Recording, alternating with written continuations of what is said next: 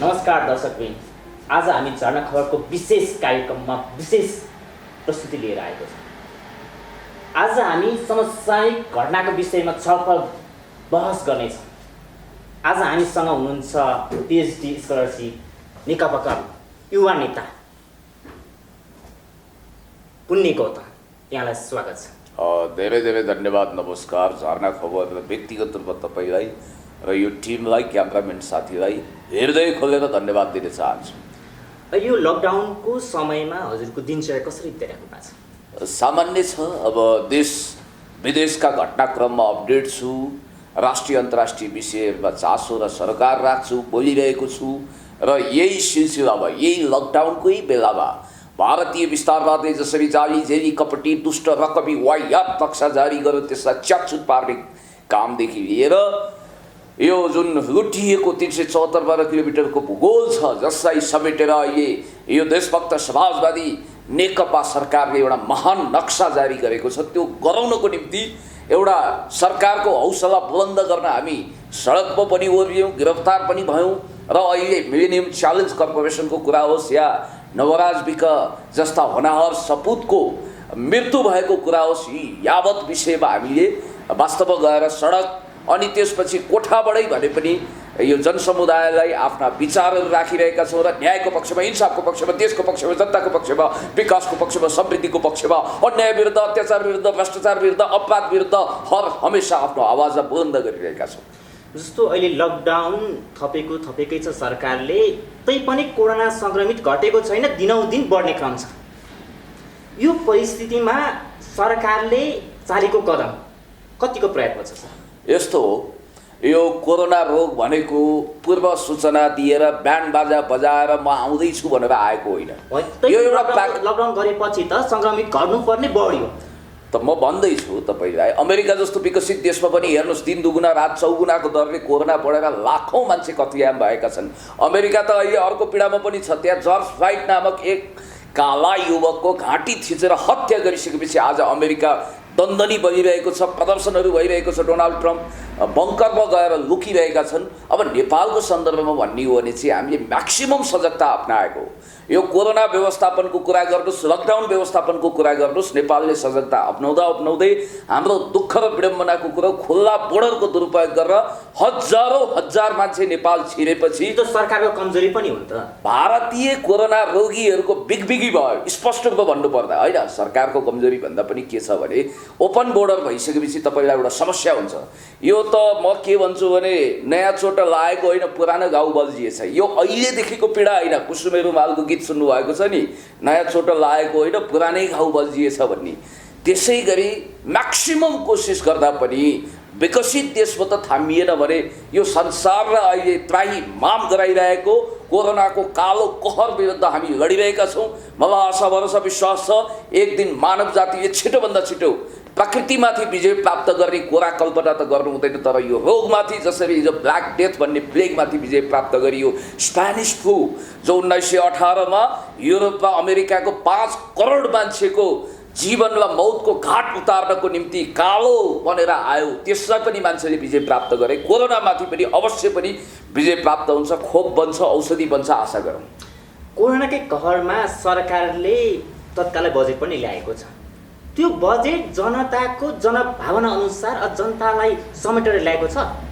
पक्कै पनि जनताको पिपुल्स चाहनालाई एड्रेस गर्नको निम्ति यो सरकार, यो देशभक्त समाजवादी सरकारले नेपालको national sovereignty, territorial integrity, independence, नेपालको आर्थिक सामाजिक राजनीतिक रूपान्तरण, सोसियो इकोनोमिक ट्रान्सफर्मेसनको निम्ति कन्ट्रिब्युसन गर्न कुनै कसर बाँकी राख्दैन। कमी कमजोरी छैन म भन्दिनँ। हामी दुध लिनु आएका, गङ्गाजीबाट आएका स्टेनलेस स्टिल जस्तो कहिल्यै खिया नलाग्ने यस प्रकारको झुटो दाबी गरिरहेका छैनौँ। कमी कमजोरी छ, तर पनि प्रगतिशील बजेट दिएर एक हिसाबले भन्दाखेरि समाजवाद ओरिएन्टेड बजेटमा प्रस्तुत गरेर, म इकोनोमिक्स हो पनि विद्यार्थी हो, त्यसकारण मैले तपाईँलाई यति निवेदन गरौँ, जस्तो शोधनान्तर व्यापार घाटाको कुरा छ त्यसलाई कसरी ठिकठाक गर्ने, ट्रेड डिफिसिटको कुरा छ, ट्रेड लसको कुरा छ, हाम्रो ट्रेड ब्यालेन्स कसरी बनाउने भन्ने कुरामा पनि हामीले काफी हदसम्म डिस्कस गरेका छौँ। खास गरी सोसियल सेक्युरिटीको कुरा, विकास बजेट एलोकेट गर्ने कुरामा सरकारले एउटा प्रगतिशील स्टेप उठाएको छ। खास गरी सामाजिक सुरक्षा भन्नाले वृद्ध भत्ता भयो, अपाङ्ग, असहाय महिला आदि इत्यादिको विषयलाई पनि ध्यान दिनुपर्छ भन्ने मान्यतालाई हामीले आत्मसात गरेका छौँ। यही बजेटमा 166 बुँदामा सामुदायिक विद्यालयलाई निजी विद्यालयसँग समावेश गर्ने भनेर एउटा अहिले विवाद पनि चलिरहेको छ नि, सडक बीच संसदसम्म विवाद छ। यसबारेमा तपाईँ के भन्न चाहनुहुन्छ? हेर्नुहोस्, म तपाईँलाई एउटा कुरा स्पष्ट रूपमा भन्न चाहन्छु। Pirates and emperor new and old, media control, understanding power जस्तो विश्वप्रसिद्ध कृतिका लेखक नोम चोम्स्कीले स्पष्ट रूपमा भन्नुभएको छ, समाजवादीहरूले जहिले पनि प्राइभेटाइजेसन, लिबरलाइजेसन, न्यू लिबरलाइजेसन र क्रोनी क्यापिटलिजमको कट्टर आलोचना गरिरहेका हुन्छन्। त्यस कारणले गर्दाखेरि हामी निजी क्षेत्रको अगाडि परेर घोडा धसेर अनि प्राइभेटाइजेसन, लिबरलाइजेसनको अगाडि तुमेव माताश्च पिता तुमेव सर्वम ममदेव देव भावमा गिडगिडाउने होइन, नाक रगड्ने होइन, चौरको दुबो दाँतले टिप्ने गरी हामीले लम्पसार पर्ने होइन, साष्टाङ्ग दण्डवत गर्ने होइन, हामी समाजवादी हौँ। त्यस कारणले गर्दाखेरि कमसे कम शिक्षा र स्वास्थ्य राज्यको दायित्वभित्र पर्नुपर्छ। वेलफेयर स्टेटको हामीले कल्याणकारी राज्यको अभ्यास गर्दाखेरि स्वास्थ्य र शिक्षालाई सरकारको मातहत दिनुपर्छ भन्ने मान्यता हामीले राखेका छौँ। त्यो पब्लिक कन्सर्नको विषय हो। तपाईँले जहाँसम्म बुदा नोट गर्नुभयो बजेटको विषयमा तपाईँले राम्रो स्टडी गर्नुभएको रहेछ। अहिले यो कोरोना लकडाउनको कारण हाम्रो इकोनोमी छिया भएको छ। यति बेला हामी तङ्ग्रिएर उठेर अगाडि बढ्नको निम्ति इट टेक्स टाइम, केही समय लाग्छ। त्यसकारण निजी क्षेत्रसँग पनि कन्सल्टेसन गर्ने कि भन्ने कुरा चलेको हो, तर ठ्याक्कै यही कुरा हो भनेर हामीले ठोकुवा गरेका छैनौँ। र यो बजेटको विषयमा छलफल हुन्छ, पार्लियामेन्टमा छलफल हुन्छ। म सांसद मन्त्री होइन, तैपनि मैले यति भनौँ नेकपाको एउटा देशभक्त नेता कार्यकर्ता, एउटा पिएचडी स्कलरको हैसियतले मैले भन्नुपर्ने कुरा के हो भने यो बजेटलाई संसदमा हामी दफावार छलफल गर्छौँ र यसमा केही कुराहरू एमेन्डमेन्ट हुन सक्छ। ढुक्काउनुहोस्। पुण्य गौतमलाई चाहिँ एउटा गुनासो छ नि जनताको, प्लिज राख्नुहोस्। प्रश्न भनौँ म, पुण्य गौतमले हरेक कुरामा बोल्छ तर शिक्षा र स्वास्थ्य क्षेत्रमा बोल्दैन, किन भनेर चाहिँ जनताले चासो देखाएको छ। बोलेको तर नसुनिएको, खोलामा गीत गाए जस्तो भयो के। तपाईँले मिडियातिर प्रश्न रूपमा शिक्षा र स्वास्थ्यको बारेमा बोल्नु भएको होइन, मैले बोलेको छु भ्युज कति गयो के गयो, किनभने गम्भीर विषयमा मान्छेको रुचि धेरै हुँदैन। इन्टरनेसनल रिलेसन, फरेन पोलिसी, डिप्लोमेसीको विषयमा तपाईँ बोल्नुहोस्, धेरैले हेर्दैनन्। यस्तो गहन विषयमा डिस्कोर्स गर्दाखेरि मान्छेले कम हेर्ने हुनाले ध्यान आकर्षण नभएको हो। म तपाईँलाई भिडियो लिङ्क पठाइदिन सक्छु, हेर्नुहोस्। तपाईँहरूले बहस विवादको निम्ति मलाई आमन्त्रण गर्नुहोस्, म तपाईँलाई धन्यवाद दिउँला। यो बजेटकै हामी कुराकानी गर्दैछौँ। बजेटभित्र अर्को पाटो छ एमसिसी, राइट। एमसिसी भनेको के हो, नेपालको हितमा छ कि छैन? प्रश्न जनताले बुझाइदिनुहोस्। बजेटमा एमसिसीका केही टर्म्स एन्ड कन्डिसनलाई इन्क्लुड गरिएको भन्ने कुरा तपाईँले सम्झाउनु हो, म तपाईँलाई धन्यवाद दिन चाहन्छु। डेफिनेटली बजेटमा एमसिसीका केही पक्षहरूलाई इन्क्लुड गरिएको भन्ने कुरा छ। जस्तो ट्रान्समिसन लाइन विस्तारको सवालमा त्यहाँ केही प्रावधान राखिएको छ। यद्यपि हामी भन्न चाहन्छौँ मिलेनियम च्यालेन्ज कर्पोरेसनको विषयमा नेकपाले व्यवस्थित ढङ्गले निर्णय लिनेछ। तपाईँ आशा भरोसा विश्वास राख्नुहोस्। नेकपाको निर्णय म तपाईँलाई आशावादी हुनको निम्ति भन्छु। अल्टिमेटली एमसिसीमा भएका केही त्यस्ता खालका नेपालको national sovereignty, territorial integrity, independency, नेपालको राष्ट्रिय सार्वभौमसत्ता, अखण्डता, भौगोलिक सुरक्षा विरुद्ध खेलबेल हुने हुनाले केही बुदाहरू हाम्रो राष्ट्रिय अस्मिता विरोधी हुनाले, हाम्रो सोभरेनिटीलाई च्यालेन्ज गर्ने हुनाले यी बुदाहरू भए हामी पास गर्दैनौँ। नो थ्याङ्क्स भनेर सम्माननीय प्रधानमन्त्रीज्यूले अमेरिकी राष्ट्रपति डोनाल्ड ट्रम्पसँग प्रधानमन्त्रीजीले त प्रश्नमा राख्नु भएको छ यी संसदबाट एमसिसी पास गर्छौँ भनेर। होइन, उहाँले भन्नुभयो, त्यो कतिखेर भन्नुभयो भने जतिखेर यो कोरोनाको कहरको कारण, हाम्रो यो लकडाउनको कारण अर्थतन्त्र तबाह भएको छ, लगभग हाम्रो मेरुदण्डमा ठुलो प्रहार भएको छ। यहाँ मात्रै होइन, ग्रेट डिप्रेसन पछि अमेरिकामा पनि ठुलो इकोनोमिक क्राइसिस हुने, संसारभरि क्राइसिस हुने, बरु त्यसको लाभ चीन र रुसले उठाएर न्यू ग्लोबल अर्डरको नेतृत्व अब अमेरिकाले गर्ने अपकमिङ वर्ल्डको भनेर तपाईँलाई थाहा छ। $3 ट्रिलियन वारदेखि द प्राइस अफ इनइक्वालिटीका लेखक once upon a time Bill क्लिन्टनको फाइनेन्सियल एडभाइजर हुनुभएको जोसेफ स्टिग्लिजले पनि र पल क्रुगम्यानले पनि यो कुरा प्रेडिक्सन गर्नुभएको छ। यद्यपि अब एमसिसीको कुरा गरौँ। एमसिसीको विषयमा हो, 56 अर्ब आएको रकम किन फिर्ता गर्ने, अमेरिकालाई किन चिडाउने, जबकि हामीले यो महान नक्सा र निशाना छाप पास गरिसकेपछि भारतीयहरू एकदम नाखुस छन्, हामीलाई पेलपाल झेलझाल ठेलठाल गरेर अहिले गरे नथुकैले कुडा कर्कट झार पत्कर जस्तो यहाँको लाले पेल्नको निम्ति हिजो पल्किएकाहरू अहिले पनि गिद्ध दृष्टि गाडिरहेका छन्। हामीले अमेरिका र भारतलाई एकसाथ चिडाउनु हुँदैन भन्ने सदिक्षाका साथ केही सोचिएको होला। तर मलाई जहाँसम्म लाग्छ पछिल्लो दिनमा तपाईँले अध्ययन गर्नुहुन्छ भने अस्ति पनि सचिवालयको बैठकमा सम्माननीय प्रधानमन्त्रीज्यूले सम्माननीय पूर्व प्रधानमन्त्री पार्टीका अर्का श्रद्धेय अध्यक्ष कुमार प्रचण्ड सहित सम्माननीय प्रधानमन्त्री केपी शर्मा ओलीज्यूले स्पष्ट रूपमा नेकपाले अहिले तत्काललाई पोस्टपोन गरेको छ भन्नुभएको छ। मलाई आशा भरोसा विश्वास छ संसदमा यो टेबल हुँदैन। जसरी 28 फेब्रुअरी 2020मा श्रीलङ्काका प्रधानमन्त्री once upon a time liberation tigers of Tamil इलमको विद्रोहलाई समन गर्ने महिन्दा राजापाक्षेले स्पष्टी भाषामा भन्नुभएको छ श्रीलङ्काको नेसनल सेक्युरिटी त्यहाँको नेसनल सोभरेनिटीलाई च्यालेन्ज हुने हुनाले हामी 2/3 मेजोरिटी सहित श्रीलङ्काको पार्लियामेन्टद्वारा यसलाई पास गर्न सक्दैन भन्नुभएको छ। त्यसैगरी सम्माननीय प्रधानमन्त्रीज्यूले सम्माननीय परराष्ट्र मन्त्रीज्यूले आफ्नो काउन्टर पार्ट अमेरिकी विदेश मन्त्री माइक पम्पियोलाई स्पष्ट रूपमा टेलिफोन हटलाइनमा भनिदिनु हुनेछ। तपाईँ आशा गर्नुहोस्, मेरो दृढ विश्वास छ, मेरो सूचनाले के भन्छ भने यो एमसिसी मिलेनियम च्यालेन्ज कर्पोरेसन कुनै पनि हालतमा नेपालको संसदले जस्ताको तस्तै कमा फुल स्टप चेन्ज नगरिकन यसलाई गीता पुराण बाइबल कुरान जस्तो कुनै पनि प्रावधान चेन्ज नगरिकन जस्ताको तस्तै हुबहु पास गर्नुपर्छ भनेर जो जान्छ त्यसले वास्तवमै जनतालाई घात गरिरहेको ठहर छ। गगन थापा र विश्वप्रकाश शर्माले जति उफ्रीताफ्री गरे पनि एमसिसी पास हुनुपर्छ भनेर जसरी तपाईँले प्रकाश ओझाको एउटा गीत सुन्नुभएको छ, नाइ मलाई त्यही केटी चाहिन्छ भनेर उफ्रीताफ्री गरेका छन्, नाइ हामीलाई एमसिसी चाहिन्छ भनेर लडीबुडी गर्दैमा एमसिसी 2/3 मेजोरिटीद्वारा पास हुँदैन। तपाईँ ढुक्काउनुहोस्। अब मलाई तपाईँले विचारमा चाहिँ एमसिसी आवश्यक छ कि छैन नेपालमा सुन्नुहोस्। पहिलो कुरो एमसिसी के हो र एमसिसीलाई हामीले किन विरोध गर्यौँ, एमसिसीका बुदाहरू त्यो बुझ्नुहोस्। म एमसिसीको सट्टा त्यो त्यहाँबाट आउने जति रकम छ त्यो रकम चाहिँ हाम्रो एनसेल भाटभटिनीमा जति चढ भएको छ कर उठाउन त्यसबाट उठाउँदा पनि त्यो बराबरको रकम उठ्छ, अझ त्योभन्दा बढी उठ्छ नि। त्यो हामीलाई एमसिसी नै किन आवश्यक छ त? I agree with you. त्यही भएर त तपाईँ स्पष्ट हुनुहोस्, एनसेलको रकमलाई सरकारले अदालतले तिर्नु भनेर आदेश दिइसकेपछि कहीँ अदालतमा पनि अनेक धन्दा सेटहरूको घुसपैठ हुन्छ। अब म तपाईँलाई भन्दैछु, निर्णय भइसकेपछि नाकाको चालले तिर्नुपर्छ। जहाँसम्म एमसिसी के हो भन्ने विषयमा कतिपय मान्छेले अन्धाले हात्ती छामे जस्तो पुच्छर समाए पुच्छर्नी एमसिसी अनि त्यसपछि सुँड समाए सुँडै एमसिसी भने जस्तो अन्दाजमा तीर चलाइरहेका छन्। पहिलो कुरो एमसिसीको विषयमा यसको ग्लोबल सेक्युरिटी पर्सपेक्टिभ, यसको ग्लोबल पोलिटिकल कन्सिक्वेन्सेसहरूको विषयमा you have to be very clear. म तपाईँलाई क्याटेगोरिकली 1 मिनट समय लिएर भन्न चाहन्छु, बिचमा तपाईँले इन्टरभेन्सन नगर्नु होला प्लिज। जस्तो एमसिसी भन्ने शब्द फर्स्ट टाइम क्वाइन गरेको इन्ट्रोड्युसिङ गरेको भनेको 2002मा मेक्सिकोमा ब्याङ्करको समिट हुँदाखेरि तत्कालीन अमेरिकी राष्ट्रपति जर्ज डब्ल्यू बुश जुनियरले यो शब्द पहिलोचोटि उच्चारण गर्नुभयो। त्यसपछि 2005मा यसलाई अमेरिकाको इस्टाब्लिसमेन्टले त्यहाँको सरकारले जर्ज डब्ल्यू बुशले इन्ट्रोड्युसिङ औपचारिक रूपमा गर्नुभयो र मडागास्कर नामक एक देशमा पहिलो लगानी गरियो र अहिलेसम्म एमसिसीले 49वटा देशमा लगानी गरेको छ। पछिल्लो समयको उदाहरण हो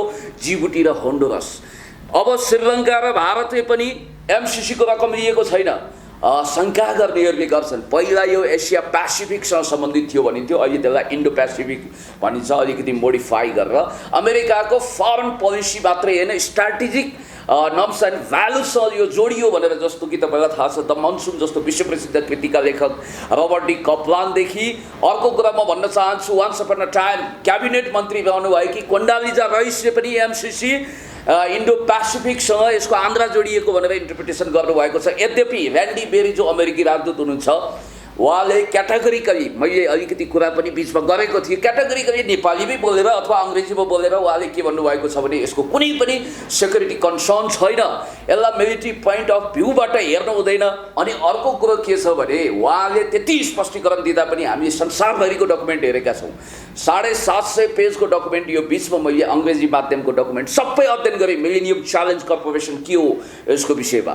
अब यहाँ के छ भने एमसिसी आउन साथ एकाथरी एक्सट्रिम मान्छेले दाबी गरिरहेका छन् देवदूतै आइहाल्छ, विकासको मूल फुटिहाल्छ, नेपाल सुनको लङ्का बनिहाल्छ भनेर यस्तो वाहियात फजुल कुरा गरिरहेका छन्। अर्को थरी मान्छेले होइन महिषासुर जस्तो भस्मासुर जस्तो भएर एमसिसी आउँछ, वारनै सेना आउँछ, आकाशै खसिहाल्छ, धरती नै फाटिहाल्छ, या डिजास्टर हुन्छ, 10 रेक्टर स्केलको भूकम्पभन्दा पनि कडा खालको या एक खालको सोसियल डिजास्टर फैलिन्छ भनेर जसरी स्याल हुइयाँ मचाइरहेका छन्। तपाईँलाई थाहा छ यो विषयमा। म भन्न चाहन्छु एमसिसी कुनै देवदूत पनि होइन। पिसी सरकारले जादुको छडी घुमाए जस्तो एमसिसीको छडी घुमाउन साथ या विकास र समृद्धि लटालट हुने पनि होइन। र एमसिसी आउन साथ फेरि नेपालमा वितण्डा भएर भुइँचालो नै आइहाल्ने पनि होइन। एमसिसी जे हो त्यही रूपमा बुझ्नुपर्छ। अब म तपाईँलाई शाब्दिक अर्थमा जान चाहन्छु। मिलेनियम च्यालेन्ज कर्पोरेसन, कतिले कोअपरेसन भनेका छन्, खबरदार कोअपरेसन होइन कर्पोरेसन। अनि यसलाई होल्ड गर्ने चाहिँ नेपालमा इस्टाब्लिस हुने मिलेनियम च्यालेन्ज अकाउन्ट अर्थात् एमसिएले हो। अब तपाईँ बुझ्नुहोस्, मिलेनियम च्यालेन्ज कर्पोरेसनको विषयमा अलिकति तपाईँले के थाहा पाउनुपर्छ भने तपाईँले अध्ययन पनि गर्नुभएको छ। मिलेनियम भनेको सहस्राब्दी हो, च्यालेन्ज भनेको चुनौती हो, अनि कर्पोरेसन भनेको निगम हो। इट मिन्स 1000 वर्षको चुनौतीलाई सामना गर्ने एउटा कम्पनी निगम हो, बहुराष्ट्रिय निगम हो यो मिलेनियम च्यालेन्ज कर्पोरेसन। तर पनि यो आइएनजिओ जस्तो देखिए पनि, निगम जस्तो देखिए पनि अमेरिकन गभर्मेन्टले यसलाई सिधा सञ्चालन गर्ने गर्छ। अब मिलेनियम च्यालेन्ज कर्पोरेसनले दिएको यो 56 अर्ब रुपियाँ हामीले बर्चोट गरेर रातो मुख लगाएर नारी सुर्किएर अस्वीकार गर्ने कि थपक्क नलिने भन्ने कुरामा शेरबहादुर देउवादेखि गगन थापा र विश्वप्रकाश शर्माको तर्क पत्याउने हो भने आजको भोलि नै लिइहाल्नुपर्छ, हतार गर्नुपर्छ भन्ने छ कुरा। त्यो हो त। म तपाईँलाई भन्न चाहन्छु चिनिया महामहिम राष्ट्रपति सी जिनपिङले जसरी बेल्ट एन्ड रोड इनिसिएटिभले संसारलाई कनेक्टिभिटीमा जोड्ने भनेर नेपाललाई निशर्त अनुदान दिइरहनु भएको छ, त्यसरी अमेरिकाले without any condition and pre condition नेपाललाई लगानी गर्नुपर्छ, हाम्रो इन्फ्रास्ट्रक्चर बिल्डिङमा लगानी गर्नुपर्छ। खास गरी सेकेन्ड वर्ल्ड वार पछि यो मार्शल प्लान लगाएर अमेरिकाले जसरी युरोप र जापानको पुनर्निर्माण गरेको थियो त्यो ढङ्गले दयावन्त बनेर कृपालुजी महाराज बनेर यदि उसले नेपाललाई सहयोग गर्न चाहन्छ, नेपालको समृद्धि र विकासमा सहयोग पुर्याउन चाहन्छ भने कुनै कन्डिसन नराखोस्, अनकन्डिसनल ढङ्गले उसले सहयोग गरोस्। अर्को कुरा के छ भने मिलेनियम च्यालेन्ज कर्पोरेसनमा केही यस्ता बुदाहरू छ। म तपाईँलाई स्पष्ट रूपमा भन्न चाहन्छु ती बुदा यदि बुदा सच्चाइको खण्डमा चाहिँ एमसिसी ठिक छ, नेपालको लागि हितकारमा छ होइन। म तपाईँलाई भन्न चाहन्छु त्यो बुदा कुनै पनि हालतमा संशोधन हुनैपर्छ, त्यसलाई एमेन्डमेन्ट गर्नैपर्छ, नत्र हामीले एज इट इज जस्ताको तस्तै कमा फुल स्टप चेन्ज नगरिकन यी प्रावधान स्वीकारेर हामी त्यसलाई इन्डोर्स गर्न सक्दैनौँ। अर्को कुरा के छ भने यसको प्रकृति हेर्दाखेरि यो लामो समय पनि जान सक्ने भन्ने छ। जस्तो यसको कार्यान्वयनको पहिलो चरण असारदेखि सुरु हुन्छ, त्यसकारण पार्लियामेन्टको 2/3 मेजोरिटीले यसलाई इन्डोर्स गर्नुपर्ने एउटा बाध्यता छ ताकि आउनेवाला सरकारले पनि यसलाई अनरसिप गर्न सकोस्। के बुदा हुन् त म पढिबाची तपाईँलाई सुनाउन चाहन्छु। 6वटा बुदा छ जसको कारण एमसिसी हामीले स्वीकार गर्न सक्दैनौँ। यो पढेर अथवा यसको विषयमा इन्टरप्रिटेसन गरिन भने यो 12 वर्ष रामायण पढाए सीता कसको जोई भने जस्तो च्याप्टर अधुरो हुन्छ। त्यसकारण म यो कुरा तपाईँले क्याटेगोरिकली छोटोमा सुनाउन चाहन्छु। धारा म सुनाऊ एकदम सर्टकन सुनाऊ। ठिक छ, मैले एकदम यसलाई सूत्रबद्ध गरेको छु। धारा 3 को दफा 3(2)(6) मा स्पष्ट रूपमा के उल्लेख गरिएको छ भने सम्पूर्ण बौद्धिक सम्पत्तिमा अमेरिकाको पूर्ण अधिकार रहनेछ भन्ने बित्तिकै हाम्रो इन्टेलेक्चुअल प्रपर्टी, हाम्रो गुडविलमा अमेरिकाको पूर्ण अधिकार हुन्छ भने नेपाल एउटा सोभरेन कन्ट्री, स्वतन्त्र देश हो, नेपालको पनि बौद्धिक सम्पत्तिमा अधिकार रहन्छ भन्ने प्रावधान कहाँ रह्यो? यो एकपक्षीय छ। यसले नेपालको राष्ट्रिय अस्मिता र राष्ट्रिय सार्वभौमसत्ता, हाम्रो असंलग्न परराष्ट्र नीति, नन एलाइनमेन्ट मोमेन्ट र पञ्चशीलतालाई ठाडै कुल्चिएको छ। खबरदार यो बुदा हटाउनै पर्छ। अर्को बुदा के छ भने धारा 3 को दफा 3(8) को क मा के भनिएको छ भने परियोजनाको लेखा परीक्षण भन्नाले मिलेनियम च्यालेन्ज कर्पोरेसनको लेखा परीक्षण अमेरिकी कम्पनीले मात्रै गर्न सक्नेछ भन्ने बित्तिकै यसको मतलब के? नेपालको महालेखा परीक्षक कार्य भनेको संवैधानिक निकाय हो, त्यसले अडिट गर्छ, लेखा परीक्षण गर्छ। अनि यो हाम्रो महालेखा परीक्षक कार्यालय चाहिँ ठुलो लाटाले केरा हेरे जस्तो हेरिरहने अनि त्यसको लेखा परीक्षण चाहिँ अमेरिकाले गरिरहने, यो हुनै सक्दैन। यो पनि हट्नुपर्छ। अर्को धारा के छ भने धारा 5 को क र ख मा बडो सुस्पष्ट रूपमा उल्लेख गरिएको छ अमेरिकी सरकारले चाहेमा जुनसुकै बेला पनि यो सम्झौता रद्द गर्न सक्नेछ। अमेरिकी सरकार चाहिँ सुपर सरकार, हाम्रो सरकार चाहिँ अनि हामी सेटेलाइट स्टेट वा क्लाइन्ट स्टेटका मान्छे अनि हाम्रो सरकार चाहिँ लाचार यो हुनै सक्दैन। नेपाल सरकारले हाम्रो राष्ट्रिय स्वाधीनता र राष्ट्रिय सम्मान विरुद्ध एमसीसी गयो भने त्यसलाई खारेज गर्न सकिन्छ भन्ने धारा पनि यहाँ राख्नुपर्छ, होइन भने हामीलाई मान्ने छैन। अर्को के छ भने धारा 7 को दफा 7 कमा के भनिएको छ भने प्रस्तुत सम्झौता लागू भएपछि, हेर्नुहोस् है, प्रस्तुत सम्झौता लागू भएपछि प्रस्तुत सम्झौतामा उल्लेखित र नेपालको राष्ट्रिय कानुन बाजिएमा पनि प्रस्तुत सम्झौता लागू हुनेछ। यहाँनिर पुच्छरले कुकुर हल्ला है, हल्लाउनु पर्छ कुकुरले पुच्छर। अब नेपालको संविधान, नेपालको सार्वभौम सत्ता, नेपालको अदालत, नेपालको राष्ट्रिय कानुनभन्दा ठुलो एमसीसी यो हुनै सक्दैन। एमसीसी त नेपालको सरकार र नेपालको कानुन, नेपालको संविधान, नेपालको सर्वोच्च अदालतको निर्णयको मातहत हुनुपर्छ, उसको मातहत हामी हुन सक्दैनौँ। अनि तपाईँलाई एउटा कुरा म भन्न चाहन्छु, चिनिया महामहिम राष्ट्रपति सी जिनपिङले संयुक्त राष्ट्रसङ्घको जेनरल एसेम्ब्लीमा नेपाललाई सम्बोधन गर्दै के भन्नुभएको थियो भने युद्धभन्दा चर्को नाकाबन्दी भारतले लगाइरहेको बेला उहाँले भन्नुभएको थियो, देश सानो होस् वा ठुलो, युएन चार्टरका अनुसार सार्वभौम सत्ता बराबर हुन्छ। अमेरिकाको सार्वभौम सत्ताको पनि एक्जिस्टेन्स त्यति नै छ, हाम्रो पनि त्यति नै छ।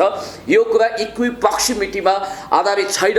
म 2 घण्टा अङ्ग्रेजीमा जुनसुकै अन्तर्राष्ट्रिय सम्बन्धका पण्डितहरूसँग यो विषयमा कुराकानी गर्न सक्छु। अनि अब सिद्धियो अनुसूची ग को 1 को ग को 2 मा के भनिएको छ भने यस परियोजनामा नेपाल सरकारले राज्यका कुनै पनि निकायलाई खटाउनु पर्दा मिलेनियम च्यालेन्ज कर्पोरेसनको स्वीकृति लिनुपर्छ। उसले चाहिँ हाम्रो स्वीकृति लिनु नपर्ने अनि हामीले चाहिँ उसको स्वीकृति लिनुपर्ने, यो हुनै सक्दैन। र लास्ट बुदा के छ भने सबैभन्दा खतरनाक घातक र यो सम्झौतालाई वास्तवमै भन्ने हुने आपत्ति गर्नै पर्ने विषय के छ भने अनुसूची 4 को क मा के भनेको छ भने नेपाल सरकारले एमसीसीलाई चित्त बुझ्ने योजना तयार पारी पठाउनु पर्नेछ र यस्तो योजनालाई भारत सरकारले समर्थन गरेको हुनुपर्छ भन्ने बित्तिकै हामी अहिले भारतसँग एक हिसाबले नक्सा सम्बन्धी कूटनीतिक युद्ध गरिरहेका छौँ। अनि भारतलाई हामीले रिजाउनु पर्ने, हामी भारतका ग्राहक राज्य हौँ, हामी अमेरिकाका सेटेलाइट स्टेट हौँ, हामी स्वतन्त्र सार्वभौम सत्ता सम्पन्न देश हौँ।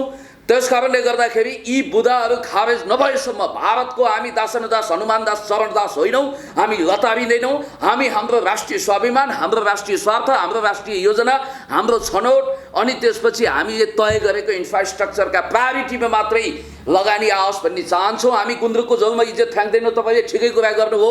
यदि 56 अर्बले विकास अड्किएको हो भने सम्माननीय प्रधानमन्त्रीज्यू पुण्य गौतमले यो कार्यक्रम मार्फत घोषणा गर्न चाहन्छ, यो अन्तर्वार्ता मार्फत खाई नखाई 10,000 रुपियाँ म दिन चाहन्छु। सबै देशभक्त नेपालीहरूले, देश विदेशमा रहेका साथीभाइहरूले दिँदाखेरि खरबौँ रुपियाँ जम्मा हुन्छ, त्यति मात्रै होइन। अर्को कुरा, विदेशी मित्र राष्ट्रले पनि योजना राम्रो छनौट गर्नु सहयोग गर्छ। छोड्छु भन्नुभएको छ नि, छैन, त्यो वाहियात कुरा हो। तपाईँले सामाजिक सञ्जालमा एक त सुन्नुहोस्, भिडियोको थम्बनेल के राखियो, टाइटल के राखियो, त्यसको पछाडि नदौडिनुहोस्। मेरो भनाइ हेर्नुहोस्, मैले के भनेको छु भने एमसीसी पासै हुँदैन, त्यसकारण म हाइपोथेटिकल कुरै गर्दिनँ, यो संसदमा टेबल नै हुँदैन, यो मेरो विश्वास हुँदैन। तपाईँको विचारमा पासै हुँदैन। ल हामी अलिकति फर्को मारौँ। जस्तो अहिले हाम्रो सामाजिक सञ्जाल अनि नेकपा भनेको हामीले रगत आँसु पसिना लगानी गरेर बनाएको एउटा महान देशभक्त पार्टी हो, यसलाई हामी अझ समुन्नत चरणमा लान्छौँ। यही हो, तपाईँ प्रश्न गर्नुहोस्। सदनदेखि सडकसम्म तातेका एउटा घटना छ, जुन जाजरकोटको, यो बारेमा तपाईँ के भन्न चाहनुहुन्छ? यो घटनाको विषयमा प्रश्न पार्नुहोस्। पहिलो कुरो त म त्यो देशभक्त नवराज विक लगायत उनको साथीहरूलाई हार्दिक श्रद्धाञ्जली दिन चाहन्छु जो कुटी कुटी मारिएका छन्, र उनको परिवारजनमा गहिरो संवेदना पनि व्यक्त गर्न चाहन्छु। चाहे अपराधीहरू 7औं आसमानमाथि उकुन, चाहे जमिन मुनि छिपुन, 3 तिर्वक 14 भुवन, सबैतिर यत्र तत्र सर्वत्र धुई पत्ताल खोजेर भने पनि उनीहरूलाई कडाभन्दा कडा कारबाही गर्नुपर्छ भन्ने माग म राख्न चाहन्छु। एथलेटिक्सको राष्ट्रिय खेलाडी हुनको निम्ति अगाडि बढेका अनि प्रहरी सेवामा लिखित पास गरिसकेका 21 वर्ष पुगेका बुद्धिबाङ्गारा पनि पलाउन अझै 5 वर्ष बाँकी रहेका अत्यन्तै देशभक्त, आफ्नो झोलामा चन्द्र सूर्य अङ्कित महान राष्ट्रिय झन्डा लिएर अगाडि बढेका नवराज एउटा जन्तीको टोली जस्तो लिएर जाजरकोटबाट पश्चिम रुकुम चौरजहारी पुग्छन्। पुगिसकेपछि त्यहाँ एउटा विभत्स घटना घट्छ। कतिपयले मनोहर कहानी रचिरहेका छन्, देख्नेको आँखापट्टि सुन्नेका सही भने जस्तो होइन। उनीहरू त आफै त्यो भेरी नदीमा झ्याम हाम फालेका हुन्, त्यहाँ कसैले पनि केही गरेको होइन भनेका छन्। तर म तपाईँलाई भन्न चाहन्छु, संसदीय समितिले रिपोर्ट दिएको छ, पोस्टमार्टम रिपोर्ट आएको छ। घटनालाई किन राजनीतिकरण गरियो? यसलाई गर्नु हुँदैन। म तपाईँलाई गरिएको छ नि त, प्रष्ट रूपमा छ नि त अहिले सरकारी हेर्नुहोस्। स्कुलमा तातेका छन्। सुन्नुहोस्, कुनै पनि घटना रेसियल साम्प्रदायिक भावना भड्काएर राजनीतिकरण गर्नु हुँदैन। गाउँ गाउँ बस्ती बस्तीबाट सामाजिक जागरण ल्याउनुपर्छ। The clash of civilisation and the making of world order written by Samuel P Huntington. त्यसलाई घोकेर नेपालमा सभ्यताहरूको बिचमा, जातको बिचमा, धर्मको बिचमा, भाषाको बिचमा, संस्कृतिको बिचमा लडाइँ चलाएर नेपाललाई सन् 94 को रुवान्डा जस्तो बनाएर नेपाललाई दग्ध बनाउन चाहने, फेल्ड स्टेट बनाउन चाहने षड्यन्त्रकारी देश विदेशी प्रतिक्रियावादीहरूले घुसपैठ गर्न नपाउनु भनेर सजग हुनुपर्छ। नवराजाई र उनका साथीहरूलाई न्याय प्राप्त हुनुपर्छ। त्यो परिवारले क्षतिपूर्ति सरकारले न्याय दिन सक्छ, डेफिनेटली दिन सक्छ। किन गाउँ समुदायलाई दिन सक्छ? एकदम दिन्छ। किनभने अपराधीहरू मैले तपाईँलाई भने जतिसुकै फिता वालुन्, दर्जा वालुन्, जोसुकै हुन्, अपराधी भनेको अपराधी कसैको दाइ हुँदैन, भाइ हुँदैन, दिदी हुँदैन, बहिनी हुँदैन, आमा हुँदैन, दाजु हुँदैन। त्यस कारणले गर्दाखेरि अपराधीलाई कडाभन्दा कडा सजाय दिनुपर्छ। दुधको दुध पानीको पानी छुट्याउने न्यायिक राजहंसको भूमिकामा रहेका अनुसन्धान अधिकृत अदालतले अपराधीहरूलाई सजाय दिन्छ। अर्को कुरा, यो 21औं शताब्दीमा यो जातपात जस्तो कुख्यात चलनलाई हुर्काउन खोज्ने, आफूलाई कथित ठुलो जात दाबी गर्ने यो खालको जुन परम्परा छ, यो मध्ययुगीन बर्बरता बिर्साउने यो घटनालाई म कडा शब्दमा निन्दा गर्दै के भन्न चाहन्छु भने मुलुकी ऐन 2020 र हाम्रो संसदले 2068 साल जेठ 19 गते उच्छेद गरेको यो छुवाछुत जाति प्रथालाई सामाजिक सांस्कृतिक रूपमा जरो किलो उखेलेर समाप्त पार्नुपर्छ। अहिले हालसालै चर्चामा रहिरहेको र नेपाल सरकारले अहिले हालको सरकारले पनि लिपिया धुरा सहितको नक्सा जारी गरेको अवस्था छ। हजुर, अब त्यो नक्सा जारी मात्रै गर्ने हो कि नेपालको भूमि फिर्ता ल्याउँछ अहिलेको सरकारले? प्रश्न पार्दिनुहोस् न। नेकपाको नेता पनि हुनुहुन्छ, त्यही कारणले मैले प्रश्न तपाईँलाई राख्न चाहन्छु। तपाईँ ढुक्क हुनुहोस्, खुसी हुनुहोस्।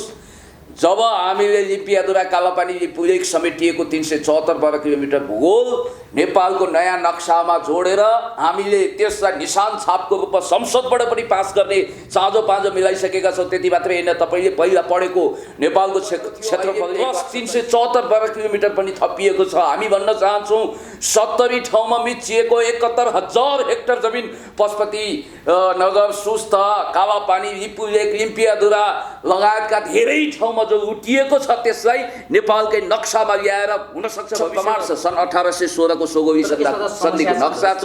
भारतीय हामी छिमेकी राष्ट्र जुन हामी उहाँहरूसँग अहिलेसम्म निर्भर छन्, जसले उनीहरूले यो विषयलाई उठाएर नाकाबन्दी पनि लाउन सक्छ, भन्दा पहिला पनि लाउन पनि सक्छ नि त।